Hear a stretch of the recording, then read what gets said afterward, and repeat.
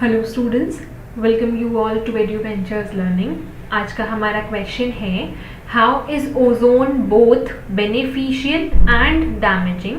How can we prevent the damaging effect of ozone? जो ozone है, जिसको हम लोग केमिकली O3 लिखते हैं, ओजोन हमारे लिए बेनिफिशियल और डैमेजिंग दोनों है। किस तरह से?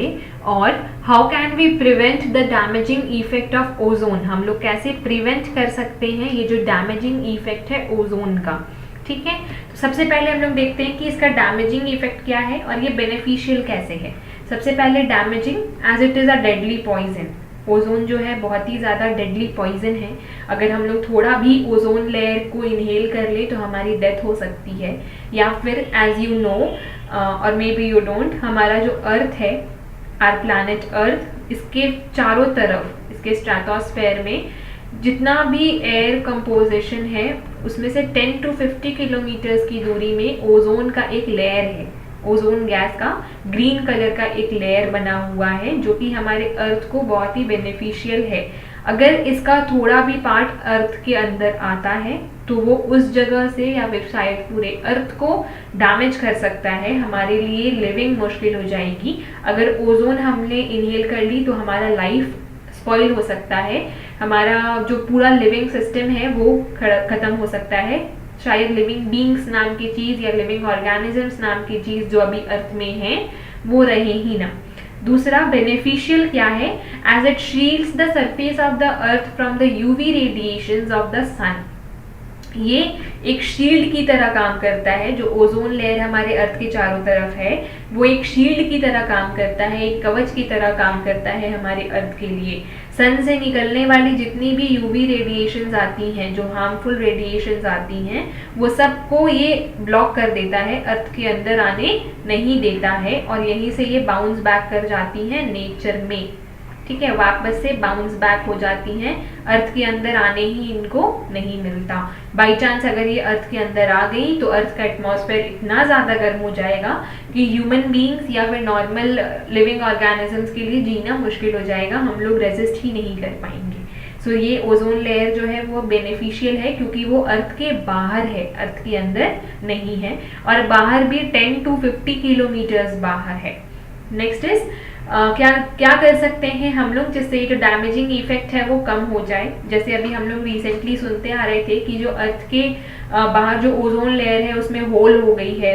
यहाँ पे कहीं पे एक होल हो गई थी पोल के साइड में, पोलर रीजन में कहीं पे होल हो गई है, जिसकी वजह से जो है यूवी रेडिएशंस जो है वो अर्थ के अंदर आ रहे हैं और हमारे ग्लेशियर्स बहुत स्पीड से पिघल रहे हैं। ठीक है, तो वो उसका हार्मफुल इफेक्ट था जो कि अभी कोरोना टाइम्स में फुलफिल हुआ है। लाइक थोड़ा सा ओजोन लेयर जो है हमारा वो खुद को प्रिपेयर कर लिया है, रिपेयर कर लिया है, जिसकी वजह से थोड़े कम यूवी रेडिएशंस हमारे अर्थ के अंदर आ रहे हैं, या शायद बहुत अच्छे से कर लिया है रिपेयर, जिसकी वजह से जो ग्लेशियर्स पिघलने वाली जो प्रॉब्लम्स थी वो कुछ हद तक ठीक हो गई हैं। तो क्या और हम लोग ऐसा कर सकते हैं जिसकी वजह से जो ओजोन लेयर में जो डिप्लेशन हुआ है या फिर जो डैमेजिंग हुआ है वो खत्म हो जाए, या कैसे हम लोग प्रिवेंट कर सकते हैं? By not using synthetic chemicals.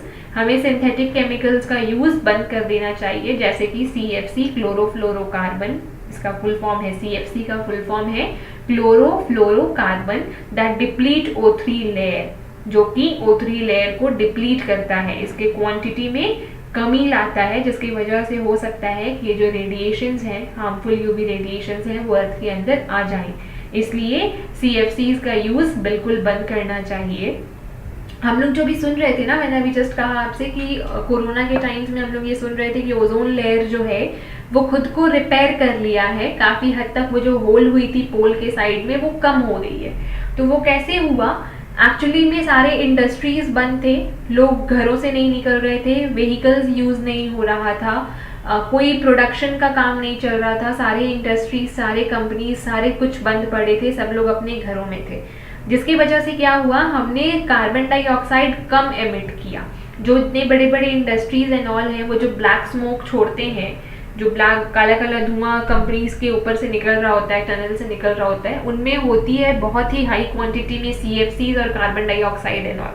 ठीक है। तो ये जो है वो हमारे एटमॉस्फेयर में जाके ओजोन को डिप्लीट करती हैं, बहुत ज़्यादा हार्मफुल होती हैं, बहुत ज़्यादा खतरनाक हैं, जो अर्थ के बाहर जाके ओजोन के साथ रिएक्ट करती हैं और उनको डैमेज करती हैं।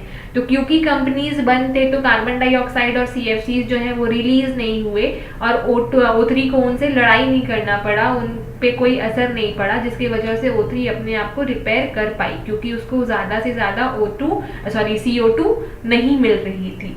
तो ये एक नेचुरल तरीका था, या फिर आप बोल सकते हो फिजिकल तरीका था, जिसकी वजह से ओजोन लेयर ने खुद को रिपेयर कर लिया। Thank you.